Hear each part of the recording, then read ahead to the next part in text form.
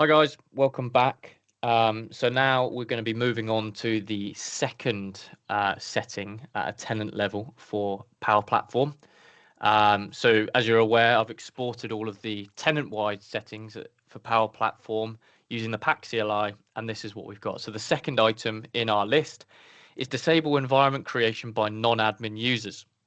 Now, you're actually in for a real treat in this episode because I'm actually going to cover a hat trick of settings just because they're so closely related. So you can see here that I've done a quick control F on environment creation, and there's three settings for this specifically. So there's disable environment creation by non-admin users, there's disable trial environment creation by non-admin users, and there's disable developer environment creation by non-admin users. Now, if we actually go into the portal itself and we go through into our tenant settings under manage tenant settings, you can see that obviously being useful, it's not the second one in the list as we'd expect. So if we just did a quick search on environment, if I can type. So the ones that we actually want to be looking at are environment assignments developer, environment assignments production, and environment assignments trial. Now, obviously, if we go back to our JSON view, we know exactly disabled developer environments creation by non-admin users maps to environment assignments developer. We also know that disabled trial environments creation by non-admin users maps directly to environment assignments trial. But a little bit, it's a little bit confusing, but environment assignment for production is just simply named disable environment creation by non-admin users. So if we take our big Dave account that I was using earlier to demonstrate exactly how we can do this. So what you'll see is I've got the ability to get onto this screen, and that will be the case even if these settings are enabled. So at the moment, I can create production, sandbox, and developer environments because going back to our tenant level settings, these are set. Well, I've actually changed this one to only specific admins, but by default, they are set to everyone.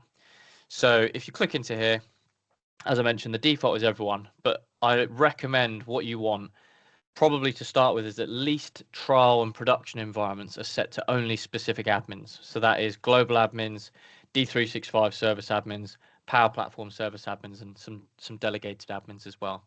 Developer environments are a little bit different because you might want the maker experience to kind of create a developer environment automatically, and I can walk that through in a separate video. But essentially, you can have it so when people log into the Power Platform for the first time, it will provision them a developer environment right out of the box. And the reason why this is useful is it onboards people into Power Platform quite nicely without them maybe damaging things in other environments, and it gives them a little kind of workspace that they can create kind of personal productivity apps.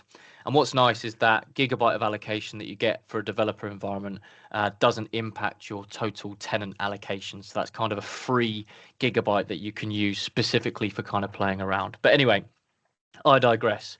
When you set this to only specific admins, and again, I won't bore you by repeating the same process for the three settings, I'll just demonstrate it on the developer environment.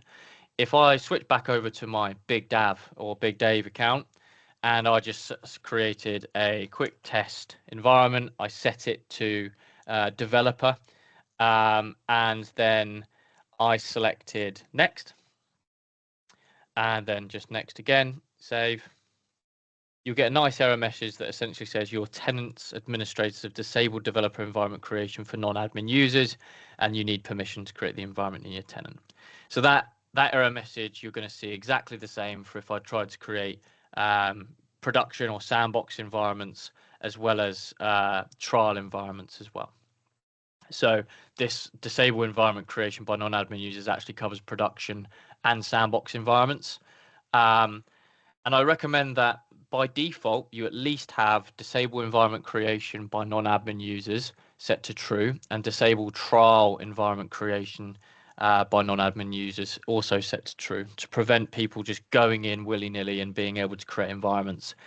Developer environments is a little bit different, and it might be just down to your specific admin, but I'd recommend you can probably just leave that on. If you see that people are kind of creating too many developer environments and things like that, then maybe you can switch that off. But there are other settings that we can get into that will kind of auto delete developer environments if they and are inactive for kind of 90 days, etc. So less concern from a cost perspective on the developer front. But yeah, that's kind of a hat trick of those settings. I know you're going to be absolutely buzzing that I've ran through those.